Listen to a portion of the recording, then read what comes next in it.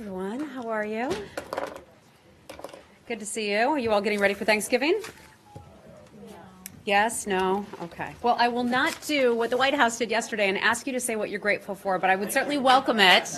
I will welcome it. It was nice. It was a really nice touch, but I'll welcome that if anyone wants to talk about that.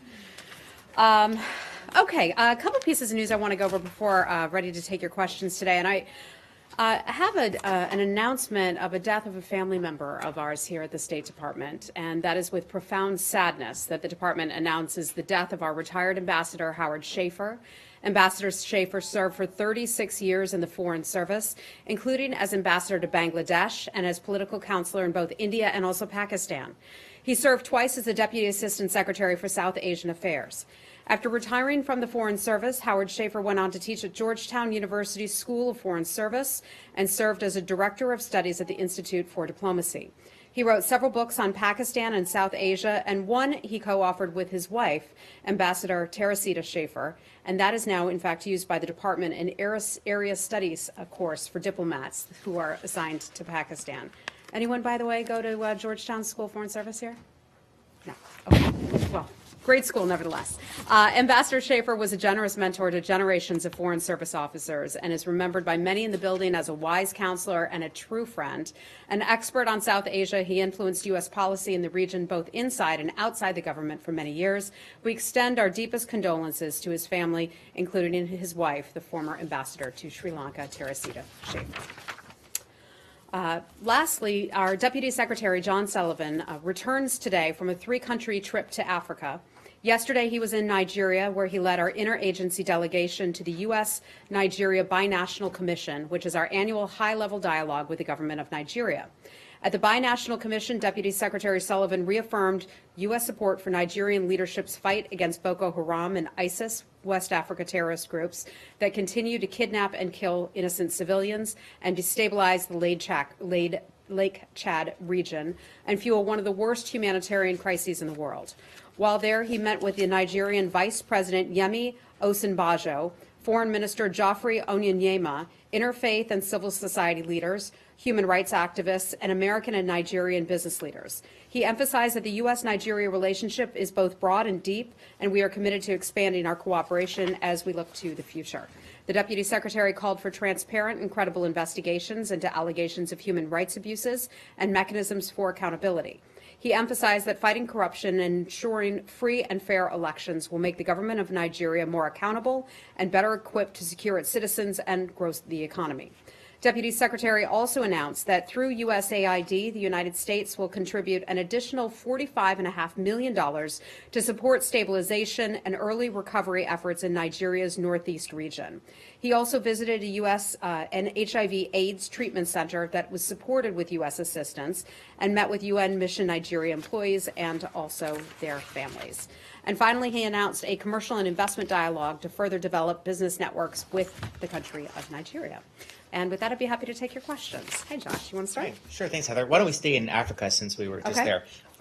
What's your thoughts on the resignation of President Mugabe in Zimbabwe? And at this point, do you consider it to have been a coup that removed him? And what do you make of the ruling party's move to put the vice president into power, at least on an interim basis, within the next day or so? So certainly what we saw today, the resignation of Robert Mugabe, is a historic opportunity and historic moment for the people of Zimbabwe.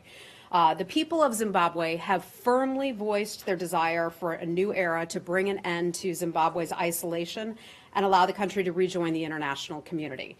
The future of Zimbabwe, though, has to be determined by the people of that country. We look forward to and hope for free and fair elections. What they will do in the meantime is what we hope. We continue to urge unwavering respect for the rule of law and for established democratic practices.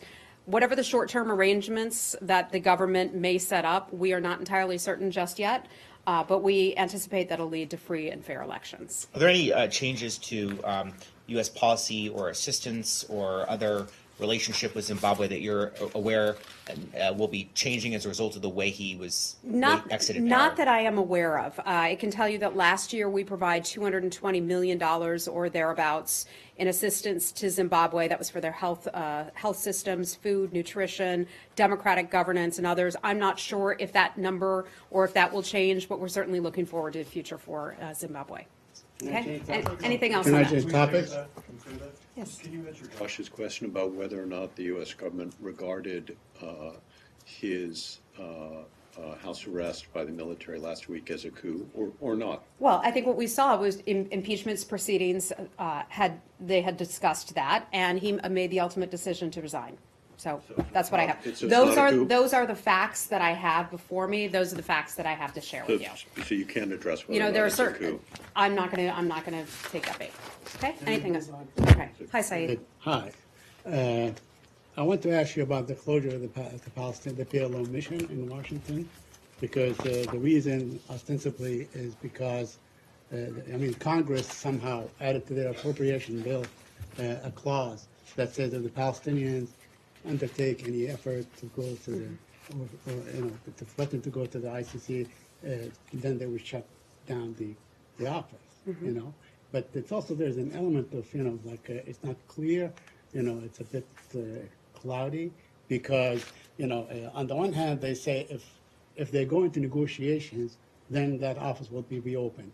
While there are no negotiations, the administration has not even announced its peace plan. It did not ask the Palestinians to negotiate. So what is it that you're asking of the Palestinians? What do they need to do to have the office open? Okay, so here's what I can tell you where things stand right now. And there's not a ton of information because some decisions are still in the process of being made right now. So I know this won't be sufficient to quench your thirst for knowledge on this, but let me do my best. So under U.S. law, and you're talking about obviously the congressional law, in order to waive statutory restrictions on the PLO and its Washington office, the Secretary has to certify that the PLO has complied with conditions that were imposed by Congress. In December 2015, Congress introduced a new condition concerning certain Palestinian actions related to the International Criminal Court. The most recent certification period ended in the month of November. We were unable, the Secretary was, to make a new certification, and we have notified the PLO accordingly. Now, the Secretary concluded that the factual record, in particular certain statements made by Palestinian leaders about the ICC, this I'm referring to comments that were made at the United Nations, did not permit the Secretary to make a factual certification that was required by that statute. So he took a very technical look at this and determined that that they were basically the PLO had not complied with the conditions that were set by Congress. Yeah, but neither Israel nor the United States, for that matter, is part of the Rome Protocol, that stipulates that there is nothing in the offering. It was basically a statement done, in the General Assembly about the intent to go if Israel does not see settlement activities. You are certainly against settlement activities. It was very specific. It was specific to that point on settlement and so on, which you and the rest of the world considers illegal. So I understand that. I hear you on that. The Secretary took a very technical and a very specific look at this and determined that it was not in compliance. I really appreciate you indulging me on this and my colleagues. I just have a couple more. Okay, go right ahead. On this, because what are the legal ramifications? In the past, the Secretary of State would go and actually make the argument that it's a good thing and it is important because you have shepherded all these peace efforts that the Palestinians were involved in, and they made the case and convinced Congress, but apparently not this State Department. They are not doing anything. So, what would be what is the mechanism to close down the office? I mean, I know that they are still actually operating and so on. So we don't know what is the next step. What I can tell you is that conversations will be taking place. Right. We are in contact with the Palestinian officials about the status of that PLO office. I don't want reporters to get ahead of themselves in reporting on this. Okay, so let's try to stick with what we are covering here. We are in contact with them about the status of the PLO office in Washington, as well as in having conversations with them about our larger efforts on the part of a lasting and comprehensive peace process. So these conversations are underway. I saw reports earlier this morning that conversations are not. I can assure you that they are still underway. We are not giving up on the plan for peace. We are not doing that. I mean, you know how important that is to this administration, to Mr. Kushner, and also to Jason Greenblatt as well. They've spent a lot of time going over there, supported by the State Department and our efforts and the ambassador. And so we're continuing to push ahead for a comprehensive peace plan. The Israelis and the Palestinians have both said that they want that as well. So just to make this crystal clear, I'm sorry to interrupt. When that leadership says that communications are frozen with the U.S., that's not true. In our view, communications are not frozen. Okay. Yeah. Look, we're continuing to look at the situation. We're in contact with the Palestinians. As far as I'm aware, the offices, I mean, you could talk to the PLO office yourself. I haven't driven past there to see what's going on, what kind of activity. But as far as I know, it's open and running right now. Could you explain a little bit about what your thinking is on the strategy behind this? Because if you're going to be cutting aid to the Palestinians and threatening to close down the office, I don't see what kind of possible leverage you would have. And is there any strategy behind it, thinking this could somehow help the situation instead of just making them feel their backs are up against the wall? Well, look, as I said, we continue to have conversations with them. We have many conversations and a good relationship with both the Palestinians and the Israelis. That relationship will continue. Those conversations will continue to go on, and that won't change. Okay. Yeah. Hi. This is that it's a way to exert pressure on the Palestinians. Since actually didn't go to the ICC, this is an intent, which is referring to President Abbas' speech to the UN. So on one hand, you say that you wanted to keep the negotiation and the peace process alive, and at the same time, you're punishing them by shutting down the office. I mean, obviously, you don't give the Palestinians any chance. I am not committing to the way that you are describing this as you're making this black and white. Shutting down an office. That's not what we are talking about today. There are some conversations underway. The Secretary is taking a look at this, and we'll get back to you when we have more. Okay, just one more, sorry.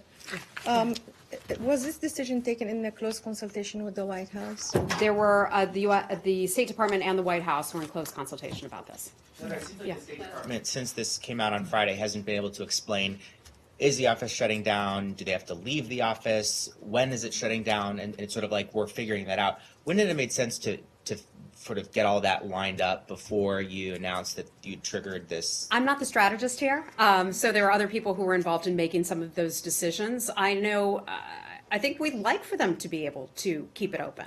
So that's why I say let's not make things black and white at this point. Okay. Okay. Does this affect the U.S. citizens, American citizens who are working at the PLO mission now? I'm not aware of that. I just don't have an answer for you on that. I think things are operating today as they were last week. I believe so. There's a legal team working on this now to see. Pardon me? Can you tell us if there's a legal team in the building itself, here, in this building, that are working on this? Well, we always have teams of people that are working. I mean, you name the issue. We have teams of people who are working on it. Are they looking at this law, how it morphed from 1987 until now? I would imagine so. Okay. All right, let's move on. What else do we want to talk about? Iraq. Lori wants to talk about Iraq. Okay. Thank you. The head of Kurdish Foreign Relations has asked the U.S. to appoint a special envoy to mediate between Baghdad and Erbil. What's your response to that request? Yeah. So we certainly heard about that idea to appoint a special envoy. We believe at this point that this is an issue that can be worked out internally, that it can be worked out between Baghdad and Erbil, and don't feel that it's necessary to appoint some sort of United States envoy in some sort of new position to handle this. We have close relationships with the Kurds and with the Central Iraqis. We will continue to try to facilitate conversations, but we just don't feel that an envoy is necessary to appoint. Well, I'm sure the Kurds do, otherwise they wouldn't have asked. And a point in fact, for example. Lori, I'm not aware of a formal request to appoint an envoy. I've heard of this report. I'm not aware of a formal request. But look, I mean, every nation, every dispute around the world could ask us to appoint an envoy. You know, we think that countries can work out some issues on their own. There's a very long history here. These folks have lived together, have fought together, have raised families together. We think that they could probably work it out on their own as well. And one party has committed genocide against the other. not so long ago. But yesterday, the Kurdistan government called on the international community to press Baghdad to lift the punitive measures that it has imposed on the Kurds, like the closure, for example, of the Erbil and Sulaymaniyah airports. So what have you done in that regard to facilitate the opening of those airports, which is a necessity? Sure. We've lots of conversations to try to facilitate some sort of an agreement on the part of Baghdad and Erbil. Brett McGurk was just there, I believe it was late last week.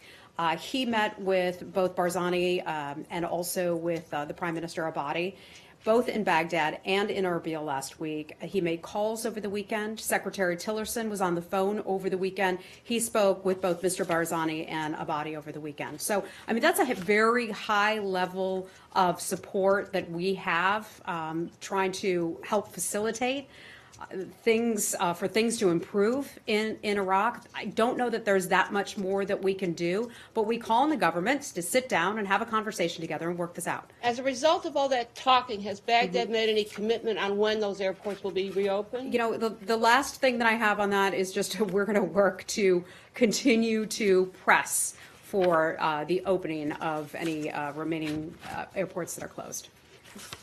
Hey, Dave.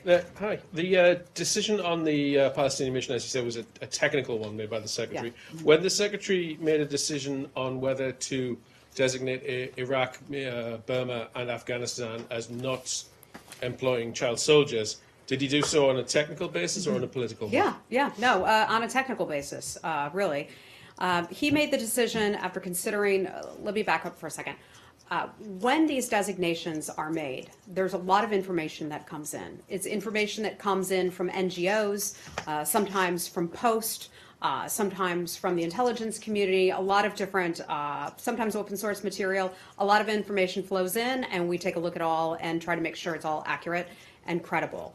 I want to be clear about the importance of using the Child Soldier Prevention Act. And we announced our list earlier this year in the summer. We all know why it's in the news. It's in the news because there was a dissent memo. That's why it's in the news today. But essentially, this is an incentive, the act is itself, for governments to prevent the unlawful recruitment and use of child soldiers.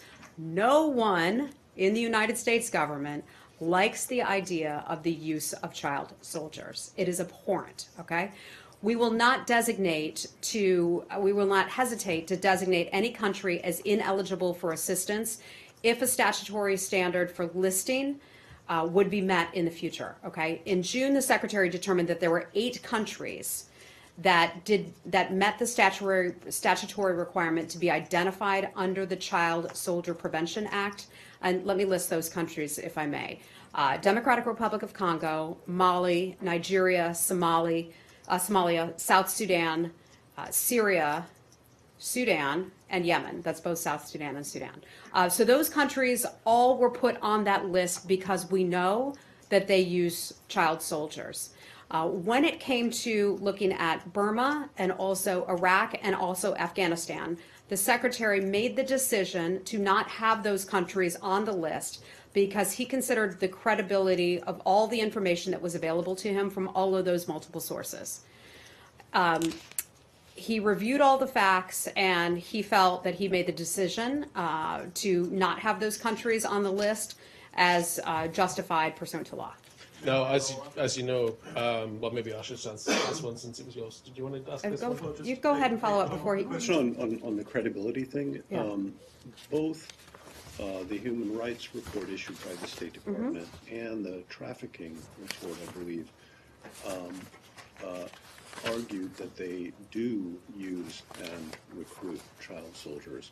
So why did the Secretary not find his own institution's reports lacking credibility in this regard? I think part of it has to do with the numbers in the reports. And I'm not going to be able to say much beyond that. There are countries that use lots and lots of children.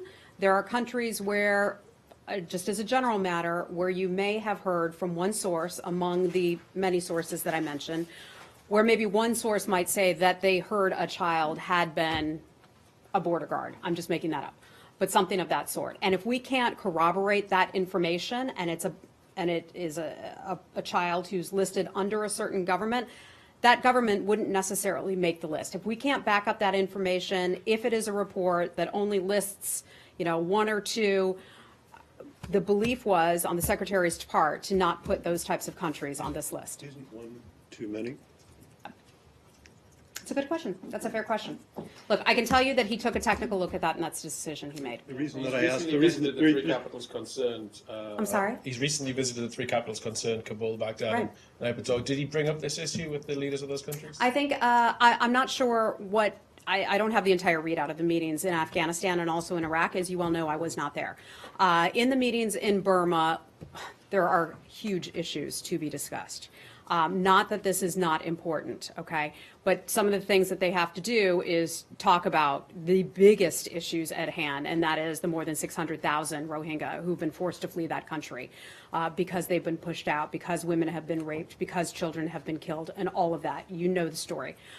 Perhaps he did bring it up in some of the conversations. I can't get into the details of all the diplomatic conversations, but these are the types of things that come up regularly in our diplomatic conversations with various countries around the world. just one follow-up, if I may. I asked the question about isn't one too many, not just rhetorically, but according to the memo which we have, which my colleagues obtained and published. Which memo? The memo unanimously from the State Department staff, including all the clearances on it, said that the statutory standard was met by even one child soldier, and therefore if you doubt your own reports, I can't argue with that, but if you have sufficient credibility in your reports to publish them and to find that there are, in these cases, at least one, and if the statutory requirement, according to your own internal memo, says one is too many and triggers the requirement, I don't understand why you wouldn't go ahead and do it. Partly because you also have the ability to issue waivers afterwards to spare countries the consequences from it. That's the president's decision. Waivers are. Right. I don't have the statutory language in front of me, so I don't want to quote from that or read that back to you because I just don't have it. But you said that it was a technical decision. Yeah, and that was the decision that the secretary made. Okay. Look, I'm not an expert on this matter. Admittedly, I'm not an expert on child soldiers, and nor am I a lawyer. I can do the best to give you the information that I have. The question on this also is that he disregarded the recommendation. I mean, as Arshad said, by essentially all of the bureaus that would have sort of equity in this, they all recommended that these countries be on the list, and he disregarded their recommendations. So what was it that he felt made it worthwhile for him to disregard the recommendations of? Well, I think getting more to the point is that when people disagree here in this building, there is a channel for that, and that is the dissent cable memo. 4 or 5 of them, to my understanding, are issued every year and that is where people in the building who have a different point of view than the secretary can write up, and that information goes into his office, and he can review that and decide to take that into consideration. He can go along with it and agree with it, or he can decide to, go his own, or he can decide to make his own decision. The secretary did that. He made his own decision on this, but it was not without reviewing the information that came from all the various bureaus and individuals. Heather, can I just clarify? Are you saying that they were left off the list because they have a smaller number? I'm not saying that. I'm just saying. Or is it because they're making improvements, which was noted? That's another thing where improvements can be made. For example, we have a close working relationship with Prime Minister Abadi in Iraq. We were just talking about that. Prime Minister Abadi has taken great strides in not only making the military more and more professional, holding people to account, and trying to ensuring that there aren't child soldiers serving in their various militias and militaries. So we look to those governments as they take better steps in the right direction. But in the law, it doesn't say if they're taking those steps that they can be left off. I'm sorry, I don't have the law in front of me. I should have it in front of me. Unfortunately, I don't. So, okay. On this particular issue, you started off this briefing by mentioning that you got a senior official in Nigeria, working very closely with them in their fights against extremism. Yeah. You've also just mentioned that Nigeria is on the list for child soldiers. Do you have any concerns about working so closely with the Nigerian military? Well, look, I don't have any information on that in front of me right now. We have a working relationship with the government of Nigeria. You know that we do counterterrorism operations with that government. That is a huge problem that they face right there. We have tried to assist with that with our training and capacity building with that nation, but beyond that, I can't They comment also have specifically huge on problems this. with human rights abuses by their own soldiers, don't they? And we certainly encourage governments and try to hold militaries and governments accountable when those things do take place. Okay. So if the secretary made this decision then against the recommendations of top State Department officials who obviously have a lot more experience on this issue and in the State Department than he does, I mean, what does that say about his value of their expertise? I think it says that people had a different opinion on this particular matter, and the secretary weighed that opinion and thought about it and decided that he wanted to have a technical compliance with the law in the way that he read it, and that was the decision he made. But, look, ultimately this is democracy. People weigh in, but then ultimately the leader has to make a But decision. he could have made the decision to just work with the White House and deal with the waiver. I mean, why the urgency, I guess, to do it this way? I get it. The tip report is, this report, which is the part of the trafficking in persons report, is something that's required every year. It was something that came out in the summer. Why the decision was made when it came out months ago, that I don't know. I just don't recall it from that time. Does it? I guess if there is a process and there is a technicality and there is input from within the State Department, and he, I guess you could say, bypassed all of those, then the question is there, why even have this law? I mean, what's the point? Well, I guess I would go back to say, that there are those 8 countries who did meet the statutory requirements to be identified under that. Congo, Mali, Somalia, et cetera, et cetera. Okay? Let's move on to something else. I have one quick follow-up. Is Yes. there any thought about going back to the list or and revising his decision, or is this closed in his mind? Well, this was a decision that was made months ago. Right. It's a decision that was made months ago. But it's the only it's a reason we're report talking about that's it now is because a memo got leaked somehow to the media, and so you have lots of questions about that. About it. Well- maybe that's why things get out. That's fine. That's fine. We believe But so in there's free and no- open press here. What's but that? there's no thought about Not to my knowledge. There is not to my knowledge. Okay, let's move on to something else. Hey, Cindy. Cindy, go right ahead. Yes. Moving over to Yemen, David Beasley of the World Food Program says the Saudi-led coalition is using food as a weapon of war. What is the State Department's stance on that? Is there any consideration of pressuring the Saudis to open up with the threat of famine that's very real? Right. A horrific situation that is going on in Yemen. It is something that our team has watched very closely. The ambassador to Yemen and I were exchanging emails just yesterday about the situation on the ground there. He's not in Yemen right now because we don't have that operation there, but he recently visited to take a look himself. I can tell you we're working very closely with the government of Saudi Arabia. As you well know, we have a good relationship with the government of Saudi Arabia to try to encourage better humanitarian assistance.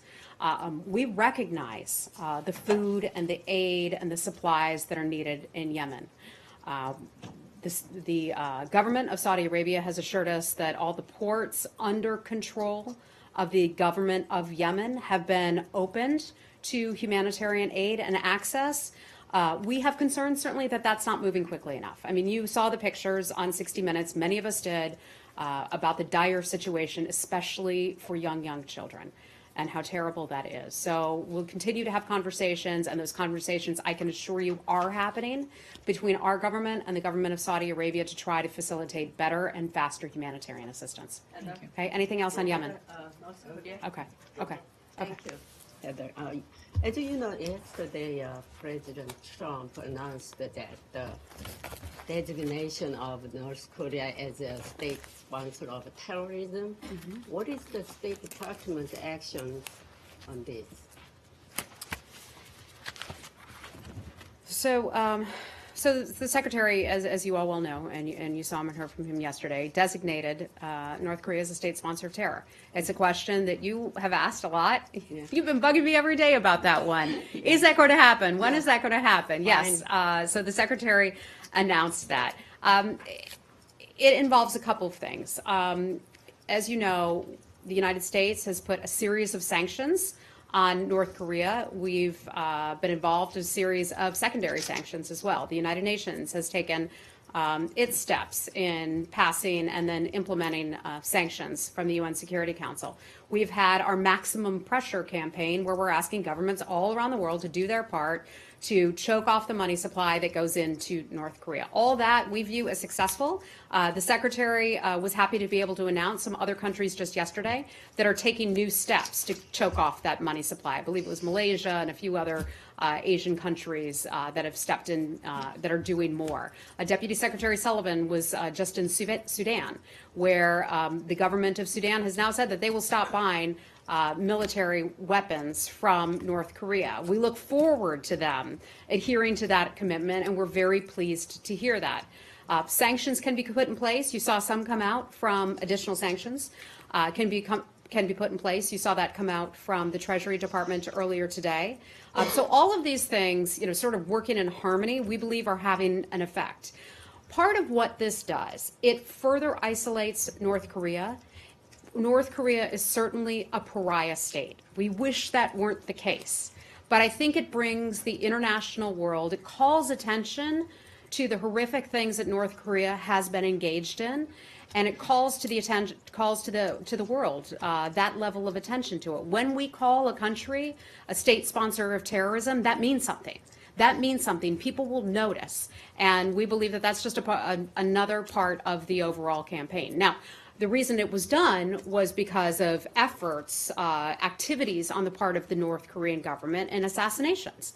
That is why they were designated that. But all of this pulls together and puts pressure on North Korea. So regarding North Korea, yes, there is an influence also extending to Cuba. While President Trump has designated Korea as a nation sponsoring terrorism, the North Korean foreign minister visited Havana yesterday, so its influence is quite close to physically the United States. How does the State Department view this? Yeah, I haven't asked our top officials about how we view North Korea apparently visiting Cuba.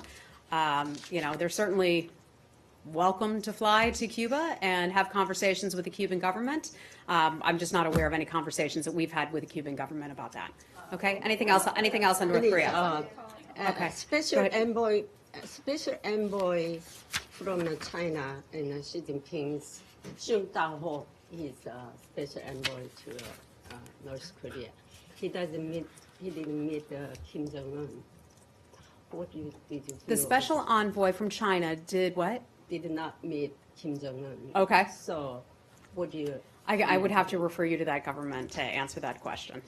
Okay. China about that trip? Did you hear from China? That was a topic of conversation, I believe, between, and I would refer you to the White House on this, but I believe the White House has been very clear and upfront about the president speaking with President Xi about not only the importance of our maximum pressure campaign with North Korea, but also about having conversations with North Korea as well. But Kim Jong-un ignored him. I mean, China has got maybe very frustration about this because Kim Jong-un ignored Xi Jinping's envoys. Well, I think that North Korea, and I imagine the Chinese would be, very upfront in saying this as well, has become a bit of a thorn in their side.